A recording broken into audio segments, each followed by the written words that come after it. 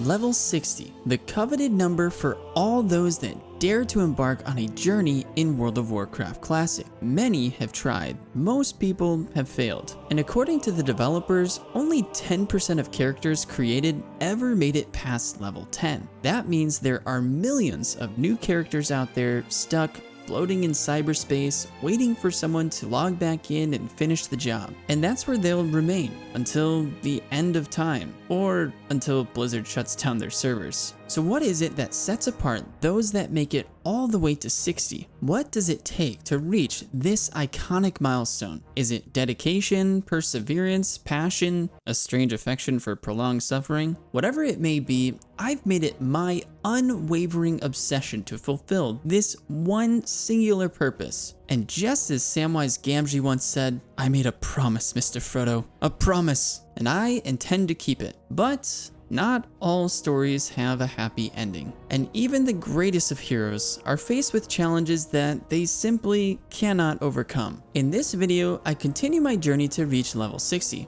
taking a little detour to visit the dwarven wetlands in the northern part of the kingdom, and coming face to face with the most unlikely of foes, one that has the power to put a stopping halt to my story. Is this the end for Zemak the human mage? Will our hero's epic tale be cut short? Or am I just trying to add some suspense to the intro so that you'll watch it all the way to the end? No, actually though, something pretty terrible happens, so yeah. Anyways, let's get into it.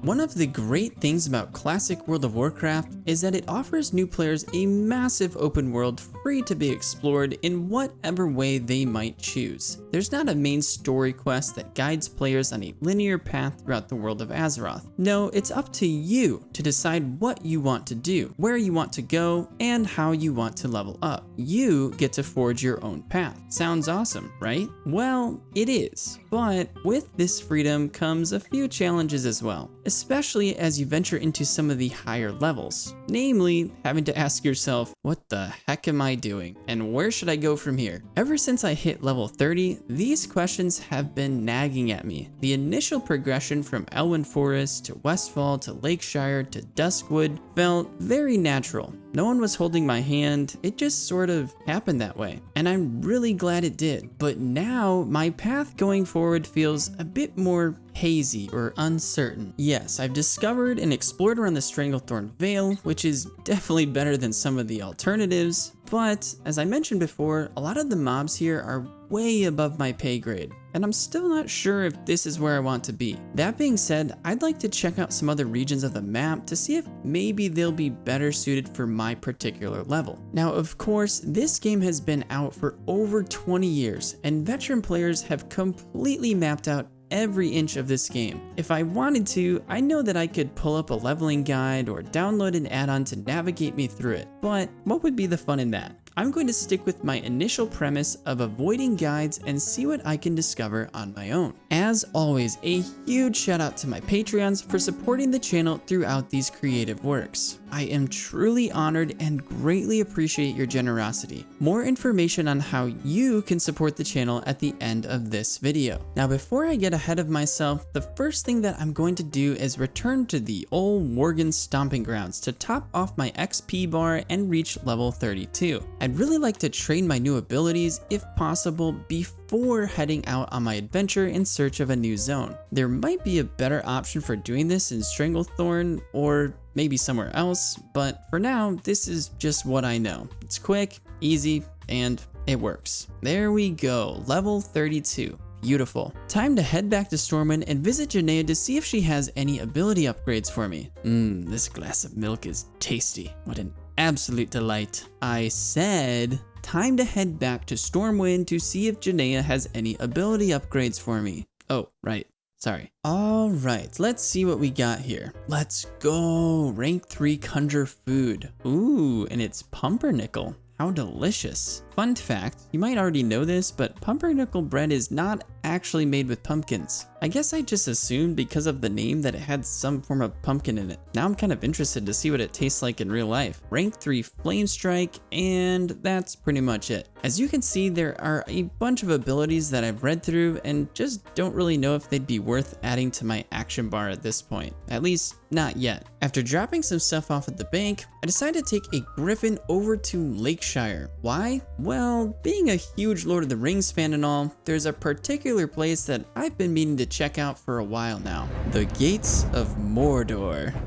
No, I just saw on the map that there was this region called the Burning Steppes connected to Lakeshire. And of course, the very first mob that I run into is an obsidian elemental with a skull on it. Meaning that if I don't get the heck out of here, I'm about to get squashed like a tiny little bug. I had a feeling it was going to be a dead end, but hey, it was worth a shot. No worries though, on to plan B. I have a couple quests directing me to a zone in the north called the wetlands. Time to pay another visit to the dwarves. Man, I really love this snowy mountain biome. Makes me want to create a new dwarf character. Easy there, Z-Mac. Don't go getting any crazy ideas. Okay, we've made it to the city of Ironforge. The only real reason I wanted to come here is to pick up the Ironforge teleport. That will for sure come in handy and save me some travel time going forward. Next stop, Loch Madan. Thankfully, I've already made the long, slow trek across the winter wonderland that is Dun Moreau, so I'm able to just hop on a griffin and before I even know it, I'm there. And now, it would appear the only way to get to the wetlands from here is by running there on foot. So, here we go.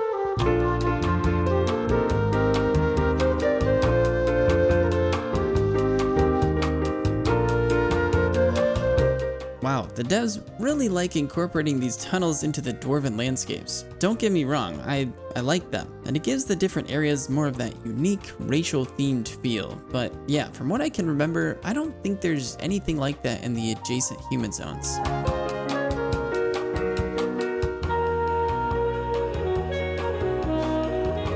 And here we are, I've made it, the wetlands. It's kind of a gloomy, flat span of terrain littered with small bodies of water throughout. Lakes, rivers, ponds. I would categorize it as more of a marsh than a swamp due to the fact that there's a scarcity of trees and it's more dominated by a variety of different grasses, reeds, cattails, and other herbaceous plants. There's also a dense purplish gray fog that hangs in the air, and I'm not gonna lie, this place is kind of a Debbie Downer. As I continue down the road, I eventually reach my destination, all the way on the far side of the zone, the Menethil Harbor. It's no Stormwind City, that's for sure. Just a small fortified harbor town with a single castle placed right in the center, surrounded by a handful of local businesses, including these stables. Don't worry, bud, we'll be together soon enough. But don't let its humble appearance fool you. This harbor serves a very important purpose for all members of the Alliance in Classic WoW, but we're not going to get into that right now. The first thing I'm going to do is make sure that I unlock the flight path so that I don't have to run across the entire world again just to get here. I then speak with the first quest NPC that I run into, First Mate Fitzsimmons, right outside the local inn. He starts telling me this story about the Third Fleet, or the Doomed Fleet, that was attacked by some dragons that were being controlled by orcs. Apparently, he was on the voyage and was actually the sole survivor. So I'm here on the edge of my seat waiting for him to finish this story, and wow, he's gonna sucker me into buying him a drink. Otherwise, he won't be able to continue his tale. Seriously, dude? Hey, a man's gotta do what a man's gotta do, am I right? Alright, you've already roped me in, and I do want to hear the rest of this story, so I'll get you your drink. Once inside, I run into a few more quest NPCs. One of them we'll get to later, and the other, well, I'll be totally honest, I forgot about this one, but it's actually one of the main reasons I traveled up here to the wetlands in the first place. I'm supposed to be looking for a metal called Lightforge Iron, and this dwarf here, Glorin Steelbrow, is going to help me get it. Ah, and I've already found a connection between the Lightforge Iron metal and the First Mate's story. Both of them involve this so-called Third Fleet. Interesting. Steelbrow tells me if I want to find this precious metal, I should search the wreckage of the Flying Osprey south of Menethil Harbor. And the last quest is from this guy named Vincent Heil, who misses his brother and wants me to sail across the entire world just to check up on him. Okay, let me get this straight. I just met you and you expect me to just drop whatever I'm doing to go check on your brother who lives on another continent? What do you think I'm doing here? Just prancing around looking to run errands for anyone and everyone that I meet? I'll reward you with some leveling experience. Okay, I'll do it. And last but not least, I buy the first mate his flagon of dwarven honeymead, which I must admit sounds really good right about now. Alright, here you go, buddy. This better be good. After downing the flagon with a few swift gulps, it seems to loosen his tongue, and he continues with his tale. I am the sole survivor of the ill-fated Third Fleet of Kul Taras, wrecked off the coast to the north. Yeah, you already said that. Let me finish. Although I'm the only member of the fleet still breathing, I'm not the only one still walking about. Wait, what do you mean? On one of our ships was hidden a great and terrible treasure, and the eerie power of it keeps the souls of my brothers trapped within the ship's rotting hulls. If you can free some of my brothers, then perhaps you can break their curse. Break the curse? Who cares about the curse? How do I get my hands on this treasure? I mean, oh no, that's just terrible, losing the rest of your crew like that. So sorry for your loss. I will definitely help you break this curse. I don't even care at all what's in it for me or about this great terrible treasure that you mentioned. So is it like a lot of gold, or what kind of treasure are we talking about here? All right, so I've got to go kill a bunch of these cursed sailors and bring back something called a snuff box to first mate Fitzsimmons. Let's start off with the Lightforge Iron quest. So I head south and it doesn't take me very long at all to stumble upon this waterlogged chest. Looks like there's only one measly piece of metal inside. It turns out the local murlocs have gotten a little bit greedy and stolen the rest of the precious metal for themselves. And for that, they must pay the ultimate price: death. So I run around killing any and every murloc that I can find. After about 20 minutes, I acquire the 5th and final Lightforge ingot, bring it back to Glorn Steelbrow, and he tells me to bring the metal to a weaponsmith in Stormwind named Grimmin Elmore so he can fashion me a weapon that will give Morbid Fell a run for his money. Now here's my predicament. On one hand, I could be selfless and return to Stormwind to acquire this weapon in order to help the good people of Darkshire. Probably save a few orphan children, maybe a couple damsels in distress. Or I could forget about all that and go after this cursed treasure. I'm sure the women and children will be fine, probably. Let's go hunt some treasure. Before I head out, I want to take a look around this castle really quick. I do have to point out that I'm pretty sure most of these castles are just copy and paste replicas of each other. The interior design might be slightly different, but the layout of all of them is definitely the exact same. Oh, and would you look at that, another dark, creepy, empty basement. I am thankful though that curiosity got the best of me, as it so often does, because I run into a dwarf named Captain Stoutfist, and he has a quest for me that sounds important. He tells me, the Dragonmaw Orc clan was all but destroyed by the end of the Second War, after they lost control of their red dragon pets. The dragons were not very happy with their old masters and fiercely hunted the Dragonmaws. What few remained fled from Grim Batal and into the mountains east of Welgar's excavation. Now they've gained strength and have an encampment northeast of Menethil. We want you to attack that encampment. Gather and bring me their war banners as proof. Ugh, freaking horde. Hate those guys. Looks like I'll be adding some orc hunting to my to-do list, but first, let's go find this treasure. I mean, free those cursed sailors from their eternal doom. Yeah, pure motives, baby. Totally pure motives. Don't worry, boys, I'm here to help. Wait, what the crap? They turned me into one of them. Yeah, not even close, baby. What actually is this? Curse of the Eye. Cursed by the Eye of Paleth. Physical damage dealt is reduced by 8. Casting speed reduced by 20%. You fools, you think that will slow me down? I can just use my remove lesser curse ability to get rid of that one. Oh look, there's a couple other people hanging out down here. What's up, guys? So after taking down the necessary amount of cursed sailors and marines, I scour the ships for something that looks like a snuff box. Basically, I'm just looking for a box because I have no idea what a snuff box is. But it turns out I was looking for the wrong thing the entire time. I wasn't supposed to be looking for a box, I was supposed to be looking for a guy carrying a box. And eventually, I do find him. His corpse just floating around in the bottom of this shipwreck. First mate Snellig. kind of creepy, honestly. Mouth's just wide open, dangling around like that. Alright, guess I have to wait for him to respawn, along with these other chaps that show up wanting to kill him as well. So we just stand here, waiting, and aha, there he is. Get him, boys. Nice. After grabbing Snellig's snuff box, I decided to explore around the region a little bit more, just to see if there's anything else of interest in these parts.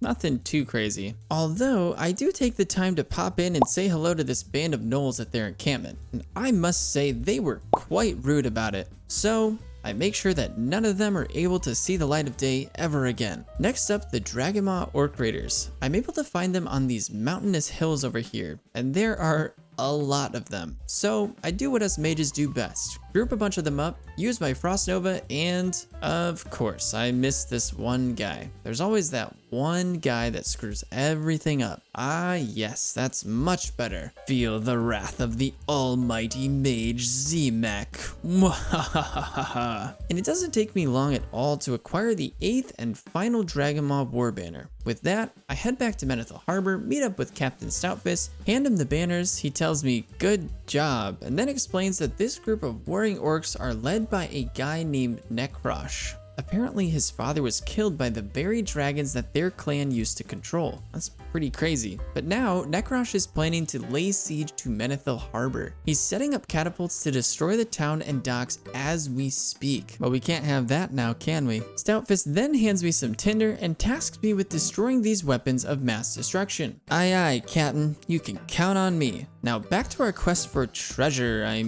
helping out. Who am I kidding?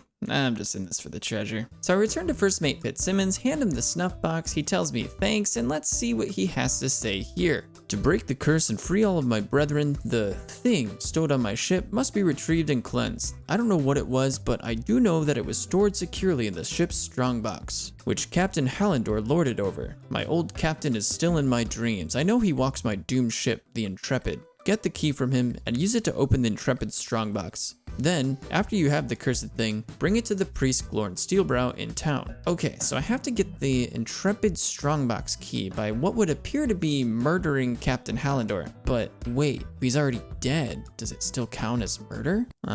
So once again, we're left with a difficult decision. Save Menethil Harbor and all of its inhabitants from impending doom, or keep looking for this treasure. So I head back to the shipwreck, kill Captain Hallandor, grab the key, and I'm an idiot. When I originally read through the quest, I thought it said bring the key back to the priest, so I left the area thinking that I had completed my task, even though, well, I hadn't. Anyways, I'm not the only idiot around here because it turns out the orcs were having some technical difficulties of their own with their catapult death machines. Probably user error, let's be honest. And I'm able to make it just in time to destroy the catapults before any harm can be done. I'm thankful I showed up when I did because I am sure that if it was any later, those catapults definitely wouldn't have just been sitting there waiting for me to arrive in order to destroy them for my personalized questing experience. Crisis averted. Now, I've experienced a lot of strange things during my time in the world of Azeroth, but this next encounter might just take the cake for weirdest things ever. After completing the quest, the burning catapult starts talking to me.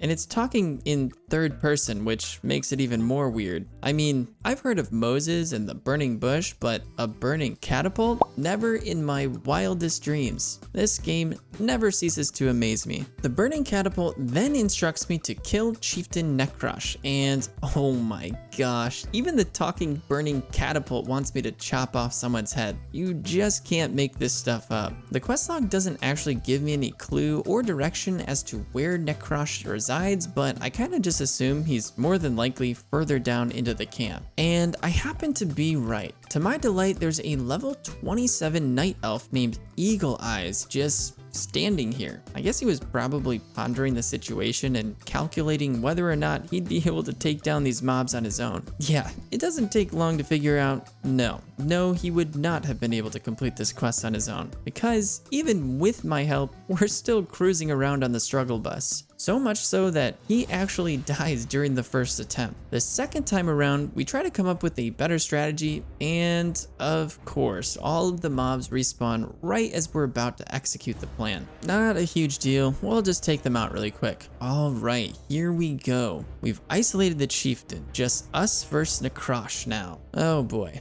It would appear that he's immune to fire damage. This is going to be very difficult. Eagle Eyes tries his best to maintain aggro, but Necrosh here is really craving some human mage pie. I do my best to kite while dealing damage, but the elf's health bar is depleting fast. Our situation is dire. I don't think we're going to make it out of this alive, not without some sort of miracle. And that is when she appears. No, like seriously though, this girl just pops in out of nowhere. A level 60 human warlock. The classic WoW gods have smiled on me once again. She pulls out a little razzle-dazzle channeling spell and pretty much makes Necrosh look like a little ant pile for her to step on. He's quite literally dead within seconds of her showing up. And before we even have the time to thank her, she's gone. Eagle Eyes and I just stand there for a moment in disbelief as to what just happened. Did we just encounter a guardian angel in classic WoW? I'm not really sure. All I know is you can say there's no such thing as WoW angels, but as for me and Eagle Eyes, we believe. Oh yeah, I almost forgot. I have to saw off this guy's head and shove it into one of my bags. With that, I head back to the harbor to turn in my quest, and this is the part where I realized I forgot to open up the Intrepid strongbox and wasn't actually done with the quest. So I head back to the Lost Fleet, kill more of these cursed crew members, search the ship, find the strongbox, open it up, and oh my, now I have inanimate boxes speaking to me. What an odd day this is turning out to be. Inside the box is the treasure that Fitzsimmons was telling me about, a blackened orb pulsing with an eerie light called the Cursed Eye of Paleth. The strongbox instructs me to take this orb to the priest Glorin Steelbrow, which is exactly what I do. And when you look at that, it turns out I'm not the only one the first mate has been exploiting for free flagons of ale. I should have known better, but it did lead me to this little piece of treasure, so I guess it was worth it. Anyways, I hand him the Cursed Eye of Paleth and nice, level 33. Steelbrow tells me I can't lift the curse from the Eye of Paleth. The eyes were crafted by human priests, so you'll have to go to Stormwind to find someone who can help you. Speak with Archbishop Benedictus. He is head of the Cathedral of Light in Stormwind. He can help. I hope for your sake. Alrighty then. Looks like I'll need to pay a visit to Stormwind at some point. But before I do that, the stench from this bloody head is really starting to make me feel nauseous. So I head over to Captain Stoutfist, hand over Necrosh's head. He's very thankful for the service. I get to choose one of these 2 rewards that are completely useless to me, and that's that. I don't think there's any other quests over here related to the orcs in the wetlands. Nice, another zone free of corruption thanks to the benevolent acts of Zemak the Human Mage. Now before I head back to Stormwind, there's another quest called Malin's Request that requires me to travel to a new region, the Arathi Highlands. When I look at my map, it appears to be the adjacent zone just north of here. So before returning to Stormwind, I decide to pursue this endeavor. Little do I know, this is about to be the worst decision I'll ever make in classic WoW. I head out of town following the road east and then north until I come across a few of these dwarven quest NPCs. Truthfully, I don't think I end up completing any of these quests, so I'm just going to skip them for now. This area is called Dunmoder. It appears to be an elite area with tons of mobs, and since I don't have a group of friends to accompany me, I think it's best to just avoid it altogether. Back to the task at hand. Here we are, ladies and gentlemen, crossing the bridge into the Arathi Highlands. Holy crap, this bridge is absolutely massive. Definitely the biggest one I've seen so far in classic WoW. Now most players would just kind of run through here, not really taking the time to appreciate the surrounding scenery. But me, that's just not in my nature. So I decided to run around and explore a little bit. And you know the phrase, curiosity killed the cat? Well, I'm the curious cat in this scenario. And for reasons that I could not actually explain to you, I decided that now is a perfect time to practice my parkour abilities on this bridge, which leads to me falling down this massive chasm into the body of water below. No problem though, I'll just swim to the nearest land spot where I can simply climb out of the water. But as I look to the left and to the right, it doesn't look good. I really have no idea how far of a swim it might be to the nearest exit point. I could potentially Hearthstone or teleport out of here, but then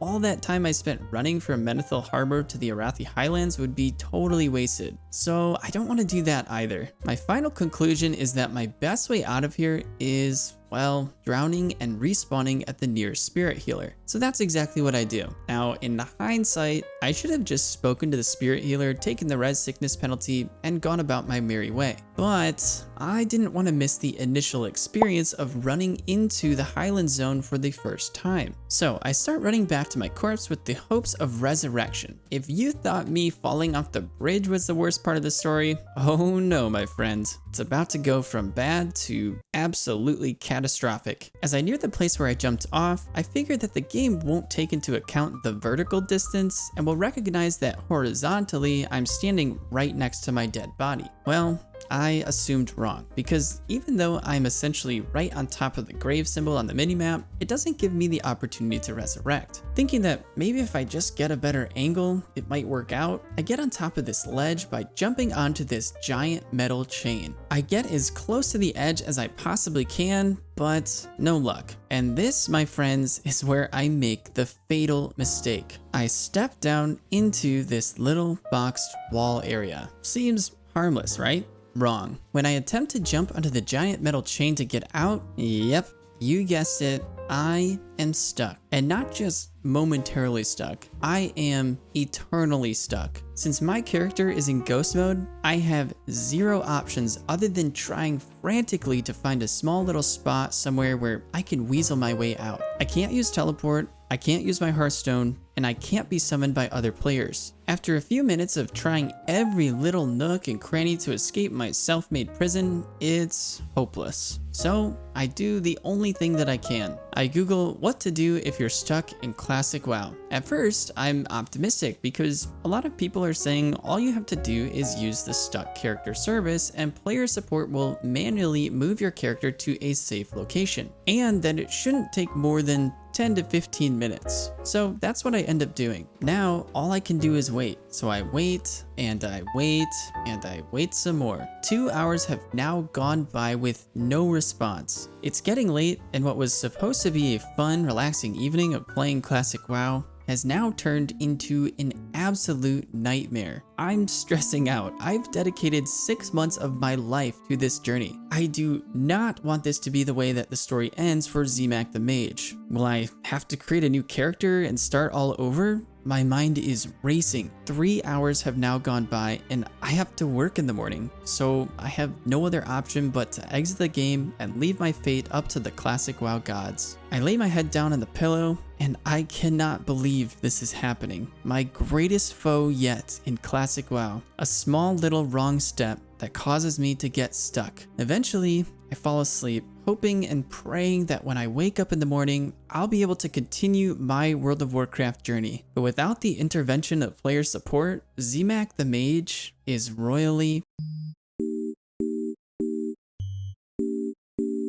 Thank you guys so much for watching. Again, a huge shout out to my Patreons for supporting the channel. I greatly appreciate your continued generosity. If you'd like to see how you can help me achieve my dreams and become a part of the Patreon family, be sure to click on the link listed in the description below. You can support the channel for as little as $3 a month. Any and all contributions are much appreciated. Thank you again, and I'll see you guys in the next one.